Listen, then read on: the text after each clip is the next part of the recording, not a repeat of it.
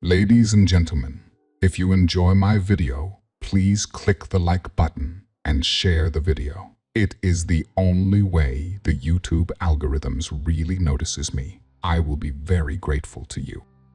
This ordinary place hides an extraordinary evil. Scary story published by Scray Fiction. Read for you by Scare Fiction. Chapter 1. The Arrival.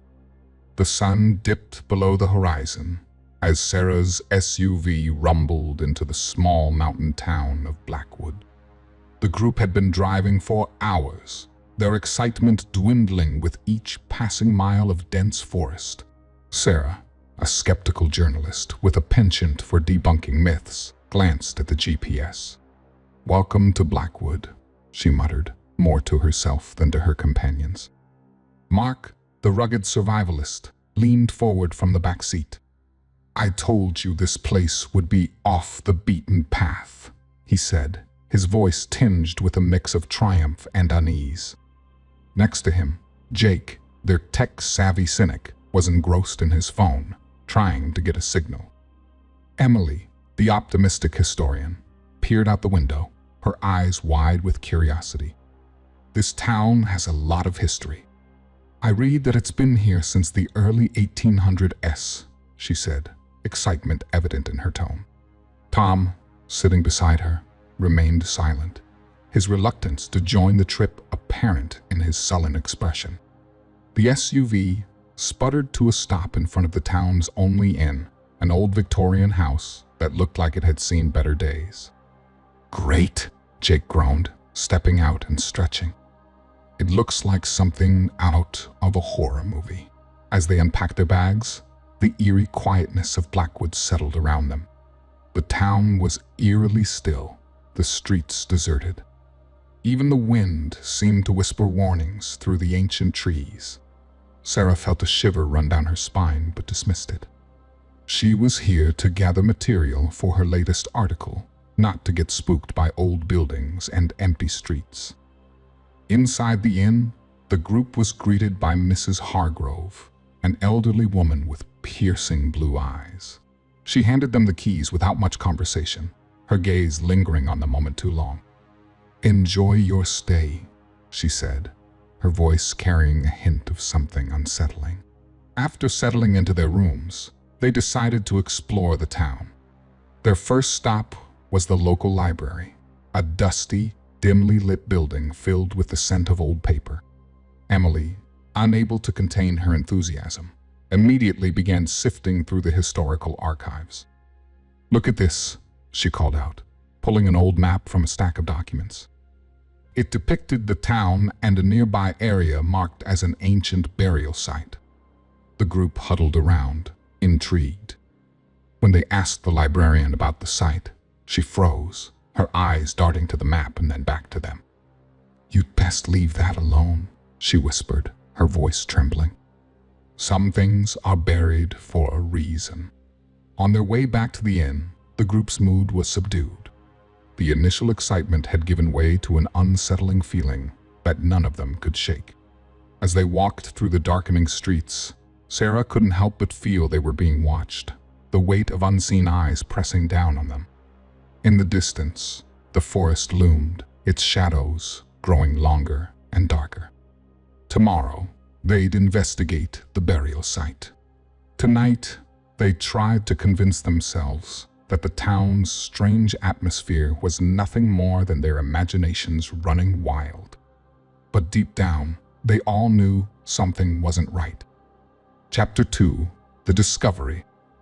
Morning broke over Blackwood, casting long shadows across the town as the group gathered in the inn's small dining area. Sarah sipped her coffee, trying to shake off the lingering unease from the previous night. Emily, ever the early riser, was already buzzing with excitement about the map she'd found. "We have to check out that burial site today," Emily said, her eyes sparkling. "It's a piece of history waiting to be uncovered." Mark nodded, already packing his backpack with supplies. "We need to be prepared. This town gives me the creeps." Jake rolled his eyes. "You're always prepared for the apocalypse, Mark." It's probably just some old, forgotten graveyard. Tom, still looking reluctant, shrugged. Might as well. Not like there's much else to do in this ghost town. As they stepped out of the inn, the eerie quietness of Blackwood was even more pronounced in the daylight. The town seemed frozen in time, its buildings weathered and dilapidated. The few townspeople they encountered gave them wary glances, their eyes filled with unspoken warnings. Their first stop was a general store to gather more supplies. The storekeeper, a gaunt man with a haunted expression, hesitated when Emily asked about the burial site. "You folks should steer clear of that place," he said, his voice low. "Nothing good ever comes from disturbing the dead." Undeterred, Emily led the group toward the forest, the map clutched in her hand. Trail was overgrown, and as they ventured deeper, the air grew heavier, the trees closing in around them. Even the birds seemed to avoid this part of the woods. After an hour of hiking, they reached a clearing. The ground was uneven, marked with ancient stones and gnarled roots. In the center stood a crude stone altar, half buried under years of dirt and foliage. Emily approached it with reverence, her fingers tracing the weathered carvings. "This is it," she whispered, awe in her voice. "This is the burial site." Sarah, ever the skeptic, felt a strange pull towards the altar. Despite her logical mind, she couldn't deny the odd sensation tugging at her. She knelt down and brushed away the dirt, revealing a small, intricately carved box. "What do you think it is?" Mark asked, peering over her shoulder. "Only one way to find out," Sarah replied, her voice tinged with curiosity and a hint of fear. She pried open the box, revealing an ancient artifact inside a dark stone amulet covered in strange symbols. As soon as the box was opened, the atmosphere shifted. The air grew colder, and a sudden gust of wind rustled the trees. Shadows seemed to dance at the edge of the clearing, and an unsettling silence fell over the group. "We should go," Tom said, his voice trembling. "Now." They quickly packed up and headed back towards the town, but the forest seemed different, darker. Unexplained noises echoed around them, whispers, footsteps, rustling leaves. Sarah could feel eyes watching them, the sensation growing stronger with each step. By the time they reached the edge of the forest, the group was on edge, their nerves frayed. They hurried back to the inn, casting anxious glances over their shoulders.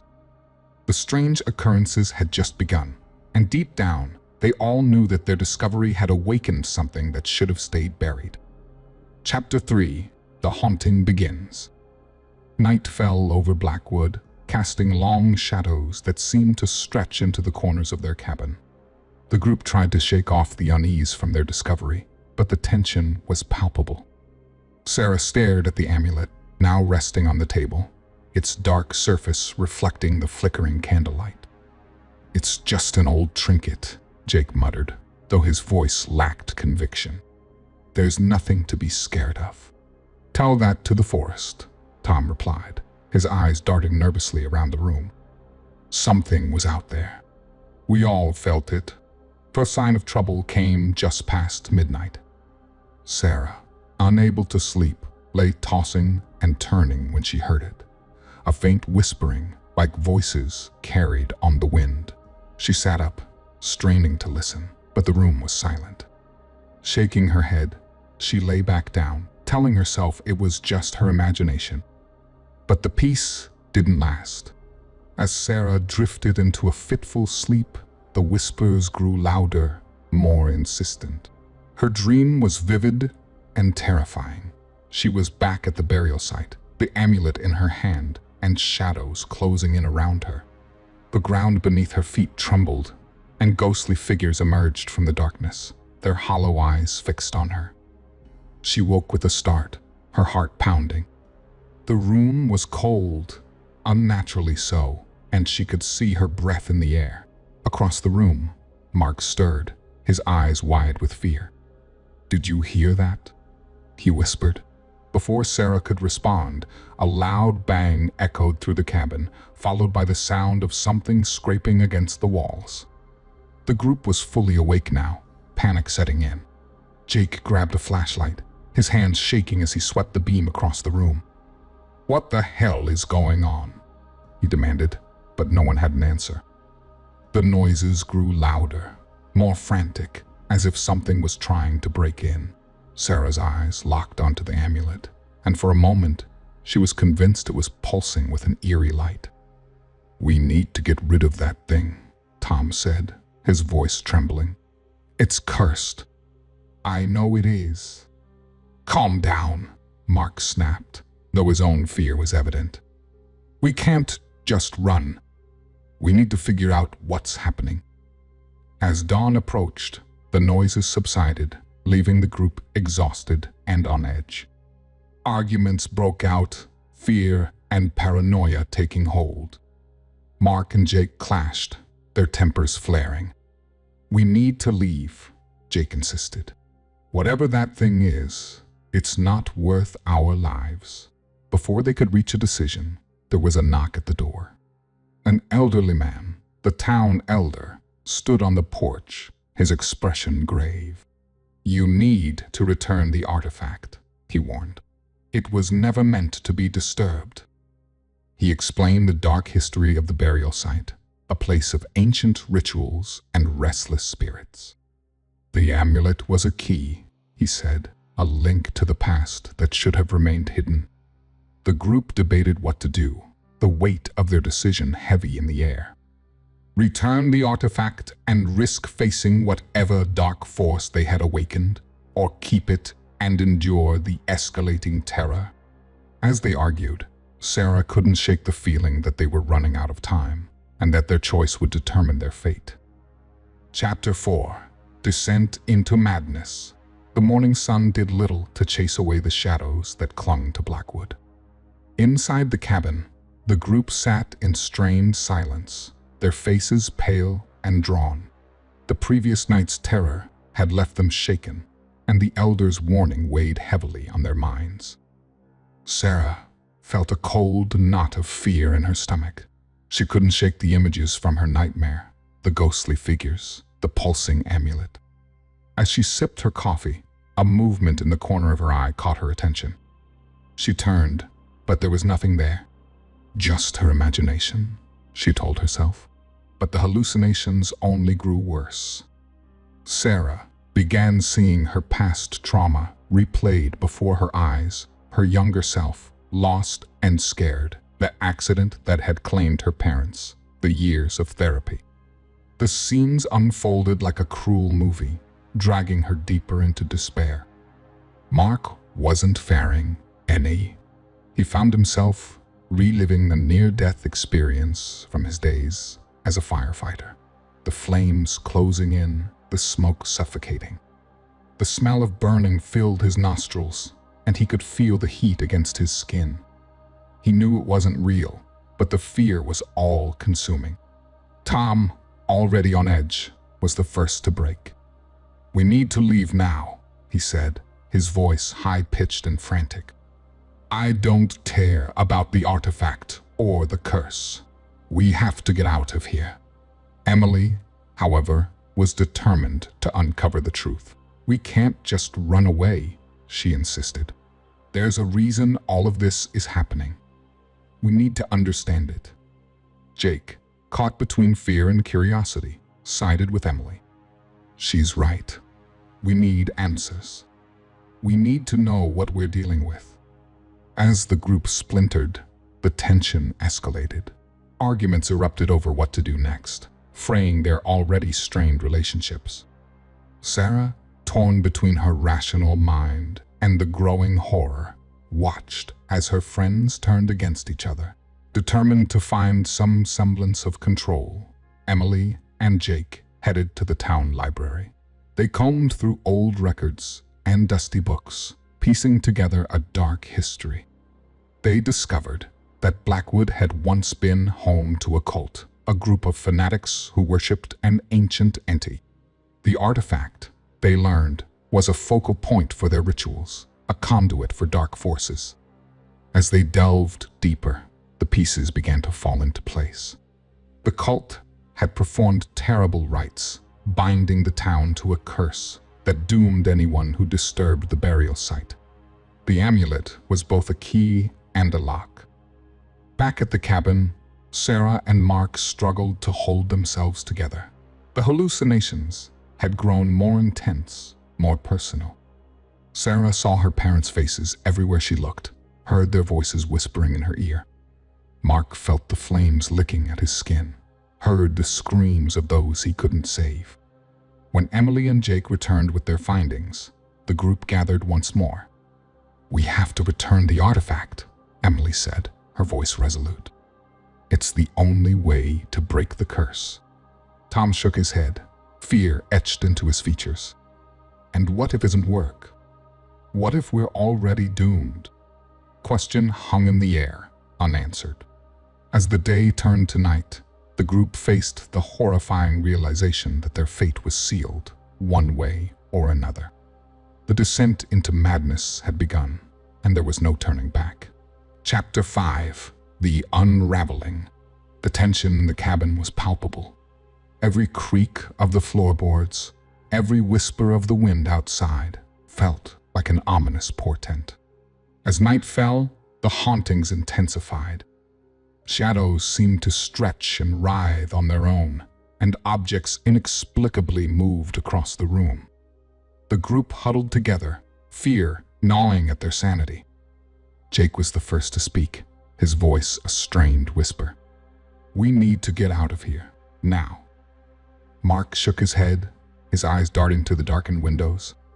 "We can't. The forest is alive with something. It won't let us leave." Sarah tried to keep her composure, but the hallucinations were relentless. She could see her parents, their faces twisted in agony, reaching out to her. It was becoming harder to distinguish reality from the nightmare. Emily, ever the researcher, clung to the hope that understanding the curse could save them. She had found an old, dusty journal hidden behind a loose floorboard. It belonged to a previous victim, a man named Samuel, who had lived in the cabin decades ago. "Listen to this," Emily said, her voice trembling. She read aloud, her voice barely audible over the rising whispers in the room. "The curse consumes all who dare disturb the sacred ground. The amulet binds the spirits, but once awakened, they hunger for the living. I write this in the hope that someone, someday, will heed my warning. The madness is creeping in, and I fear I am already lost." The journal detailed Samuel's descent into madness, driven by the same visions and hauntings they were now experiencing.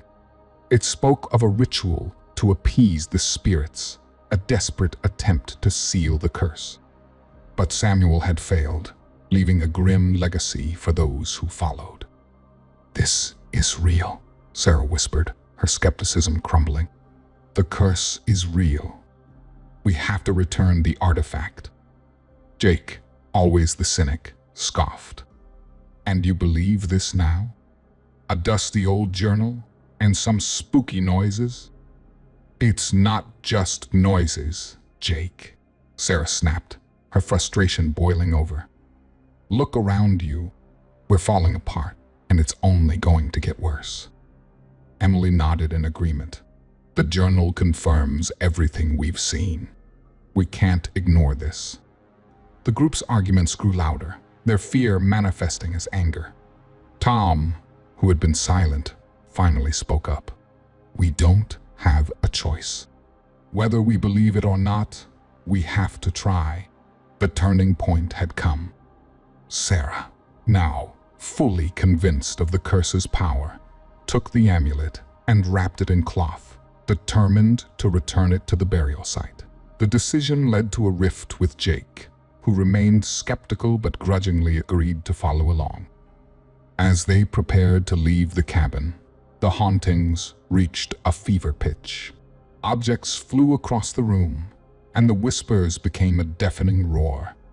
The group huddled together, drawing strength from their shared determination to end the nightmare. Stepping into the night, they faced the dark forest once more, knowing that their next steps would determine their fate. The path ahead was fraught with danger, but there was no turning back. Curse had to be broken, or they would be lost to the madness forever. Chapter 6: The Battle for Survival. The group moved quickly through the dark forest, their flashlights casting long, wavering beams that did little to dispel the oppressive darkness. The whispers had followed them, growing louder and more frantic with every step.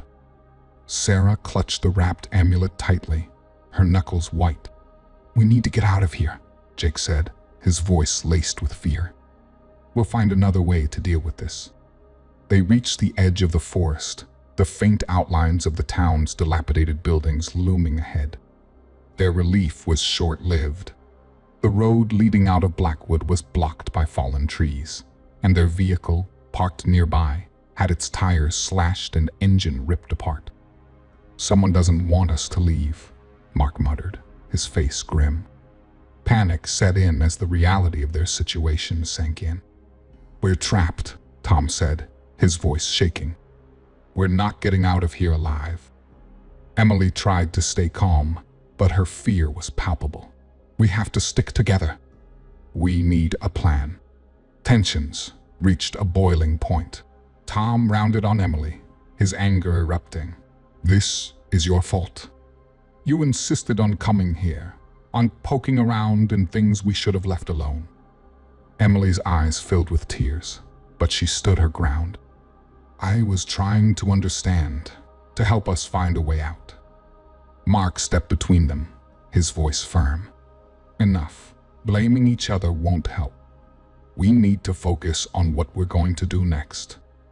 As they argued, the air grew colder, and an ominous silence fell over the town. The entity tied to the artifact began to manifest, a dark, shifting form that emerged from the shadows. Its eyes glowed with malevolent intent, and a wave of dread washed over the group. "We need to move. Now," Sarah shouted, but it was too late. The entity lunged, its ethereal tendrils reaching for them. Chapter 7: The Final Stand. Exhausted but resolute, the group staggered back through the forest, their footsteps heavy with dread. The path to the burial site was fraught with peril, each step bringing them closer to the heart of the curse that had plagued them since their arrival in Blackwood. The entity pursued them relentlessly, a malevolent force that twisted and writhed through the trees. Shadows danced at the periphery of their vision, and the air grew thick with an oppressive silence, broken only by the occasional rustle of leaves or distant whisper. "We're almost there," Emily called out, her voice a strained beacon of hope. "Just a little farther." The group pushed forward, driven by a mixture of fear and determination. Sarah clutched the wrapped amulet tightly, its weight a constant reminder of their mission. Mark and Jake took point, scanning their surroundings for any sign of danger. As they approached the clearing, the atmosphere grew colder, the trees thinning to reveal the ancient stones and weathered altar ahead. The burial site loomed like a specter, its history shrouded in darkness and death. "We have to do this," Mark said, his voice steady despite the rising tension. "We can't let this curse consume us." But their relief at reaching the site was short-lived. They discovered, to their horror, that a sacrifice was required to appease the curse, a life offered to satisfy the ancient hunger of the entity they had unwittingly awakened. Tensions escalated as they debated who should stay behind. Tom, ever practical, argued for a lottery, a random chance that would determine the sacrificial lamb. Emily pleaded for reason, her eyes pleading with the group to find another way. Sarah, burdened by guilt and resolve, silently prepared herself to make the ultimate sacrifice if necessary. The final showdown with the entity unfolded in a crescendo of terror and desperation. The group, united in purpose but fractured by fear, stood together against the looming darkness. Sarah unwrapped the amulet, placing it on the altar with trembling hands. The air crackled with anticipation as the entity materialized before them, a swirling mass of shadows and malevolent energy. Mark, armed with makeshift weapons, led the charge. Jake, his mind sharp with fear, devised a plan to distract the entity while Emily chanted ancient incantations she had uncovered in her research. Tom, the reluctant hero, stood guard, ready to defend his friends to the bitter end. The battle was fierce and unforgiving. Each member of the group faced their own fears and weaknesses, their unique skills tested to their limits. They fought not just for their own survival, but for the redemption of the cursed town and the souls trapped within its ancient grip. In a final act of bravery and sacrifice, Sarah offered herself as the conduit, channeling the entity's rage and despair into the amulet. The artifact glowed with an intense, blinding light, consuming the darkness and freeing the town from its centuries-old curse. As the entity dissipated into nothingness, a solemn silence descended upon the burial site. The group, battered and bruised, but victorious, gathered together in quiet reverence. They had faced the depths of horror and emerged stronger, bonded by the shared ordeal that had tested their courage and resolve. With the curse lifted, Blackwood lay quiet once more, its secrets buried deep within the earth. The group turned away from the site, their hearts heavy with loss, but buoyed by the knowledge that they had saved countless lives from the grip of an ancient evil. As they walked back through the forest, the first rays of dawn painted the sky with hues of gold and pink. They carried with them scars, both physical and emotional, reminders of a battle fought and won against unimaginable odds. And though the memory of Blackwood would haunt their dreams for years to come, they knew they had forged a bond that could withstand any darkness that dared to challenge their courage. Chapter 8: Resolution and Aftermath. Clearing at the burial site lay quiet, the remnants of their battle with the ancient evil scattered among the gnarled roots and ancient stones. The amulet, now dormant, rested on the altar where Sarah had placed it. The group stood together, their breaths heavy with relief and sorrow. With trembling hands, Sarah reached out and gently lifted the amulet. Its surface was cool to the touch, its power spent. She exchanged a glance with Emily, who nodded solemnly. Together, they wrapped the artifact in the cloth once more, a silent acknowledgement of the weight it had placed upon them. "We did it," Mark said quietly, his voice tinged with disbelief. "The curse is broken." But the victory came at a cost. They had lost Tom in the final moments of the battle, his sacrifice ensuring that the entity would be contained once and for all. His absence hung heavy in the air, a stark reminder of the price they had paid to save themselves and the town. Leaving the burial site behind, they made their way through the silent streets of Blackwood. The sun was rising, casting long shadows across the worn cobblestones. Each step felt like a farewell to a nightmare they were only beginning to understand. As they approached their vehicle, now repaired by unknown hands, Sarah paused. She turned to look back at the town, her mind racing with memories of terror and triumph. Her skepticism, once a shield against the unknown, had shattered in the face of undeniable horror. "We should go," Emily said softly, placing a comforting hand on Sarah's shoulder. "There's nothing left for us here." Sarah nodded, her gaze lingering on the town that had become a battleground. With a heavy heart, she climbed into the vehicle, the others following suit. They drove away from Blackwood, the weight of their shared ordeal settling into the silence between them. Days passed as they traveled, each lost in their own thoughts. Sarah found solace in writing, documenting their harrowing experience in an article that would leave readers questioning the boundaries of reality and myth.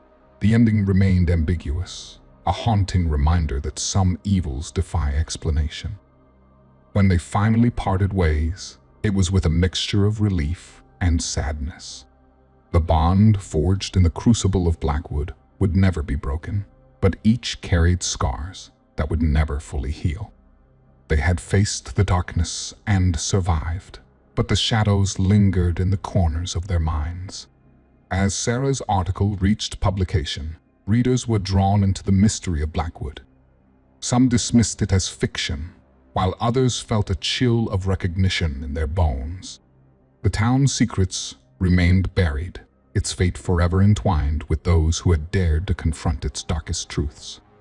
In the quiet moments before sleep, Sarah would often find herself staring into the darkness, wondering if they had truly escaped the clutches of evil, or if something lingered, waiting for its chance to rise again. The uncertainty haunted her, a reminder that some stories never truly end.